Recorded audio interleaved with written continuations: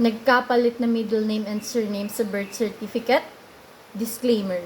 Ang blog na ito ay pawang ginawa upang makadagdag ng kaalaman, maipahayag ang pamamaraan, magabayan at matulungan ang may mga suliranin sa kanilang mga civil registry documents. Para sa kadagdagan at iba pang mahalagang impormasyon ay maaaring magtungo sa pinakamalapit na local civil registry office or PSA office sa inyong lugar. Nagkapalit na middle name and surname sa birth certificate? Kung nagkapalit ang middle name and surname sa birth certificate, ano ang dapat mong gawin para ma-correct po ito?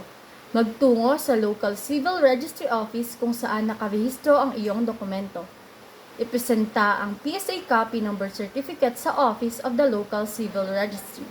Mag-file ng petition to correct that error under RA 9048. Ang ibig sabihin po nito, ito ang batas na nagbibigay ng authority sa local civil registrar na i-approve ang petition ninyo na makorek ang error na hindi nangangailangan magtungo sa court upang makorek ito. Kailangan magsumiti lamang sa local civil registry office ng mga dokumento na makikita ang tamang middle name at surname mo na hindi bababa sa 2. Katulad ng mga sumusunod, subalit hindi ito nililimitahan sa mga dokumentong mababang 1. School record. 2. Baptismal certificate. 3. Medical record. 4. Employment record. 5. Birth certificate ng mga magulang at or marriage contract. C.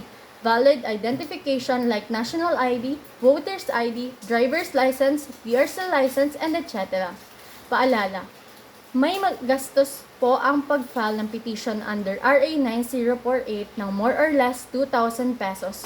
Kung ang petitioner ay buwan ng kita ng 12,000 pababa, pwedeng mag-secure ng Certificate of Indigency sa barangay, then itong ini-issue ng barangay ay dadalhin sa Municipal Social Welfare Office upang mag-request ng Certificate of Indigency sa kanilang tanggapan. Hindi pwedeng singilin ng processing fee na nagkakahalagang 1,000 ang petitioner. Salamat po.